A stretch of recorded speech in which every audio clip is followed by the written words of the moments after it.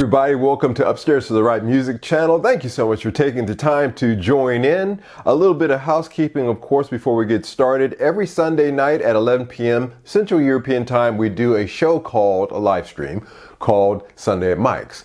Cover a lot of topics, have a lot of deep discussions, a lot more than just the surface stuff that you usually get on music channel live streams talking about gear. We really get into the background of a lot of things, and it's a very interesting conversation that we would really love for you to join in. So again, 11 p.m. Central European Time, Sunday at Mike's. Check it out wherever that finds you in the morning, the afternoon, or the evening. Okay, today's subject is about swapping gear instead of spending money for gear.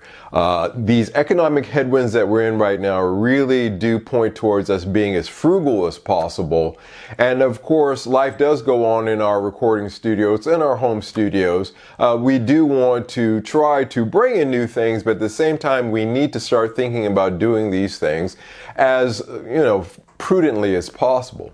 One of the two ways that I go about doing it, and I'll use these pedals for example. Here we have the TC Electronic Hall of Fame, and we have the Nuix Tuner. Both of these pedals I had on my pedal board, but they have now become redundant due to the purchase of the Zoom Multi-Stomp MG50. Or 50G. They really are not needed anymore on my pedal board because that pedal takes their place.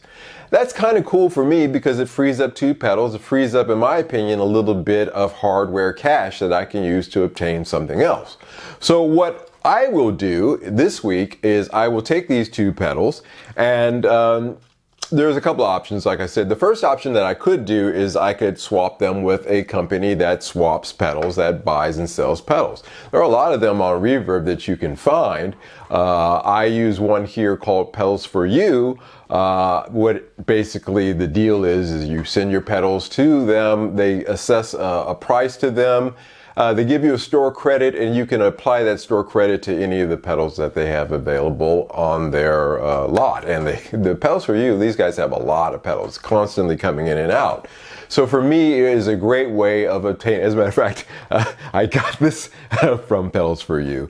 It's funny, it's ironic. So it goes right back to them, and that's good too because they know it and they're familiar with me, and they'll give me a good price.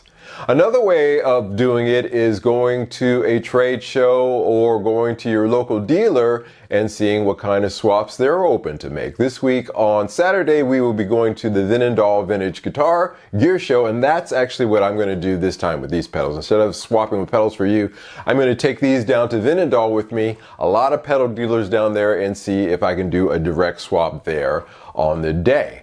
So for me, advantageous. They'll look at these pedals, of course, bring your boxes, bring all of the manuals and everything, and try to avoid the cat hair Velcro. Make sure you clean them up.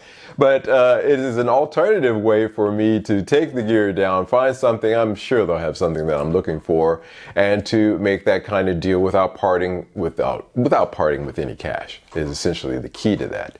So these are ways that you can go, two ways that you can go about. Of course, this really applies to just about any of the gear that you have, whether it's pedals or guitars or amps. You can do this.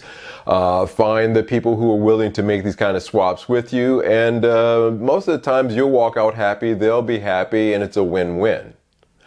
All right, guys, just a couple of ways of me sharing with you what I do in order to upgrade the gear in my studio. I hope that you take it and run with it yourselves. It's a great idea. I don't know how it works in the software market. I don't know if there's a second-hand software market. So for you guys out there that use software in order to achieve your sound, I'd love to hear from you about what that's like. Can you swap software plugins? But in any case, with hardware, guitars, amps, and pedals, that's certainly an option, and it is one that I think that you should employ. With these economic headwinds being what they are, it is a wise idea to try to be as prudent with your cash, again, as possible. Again, two ways that I go about doing it, I thought I would share with you guys.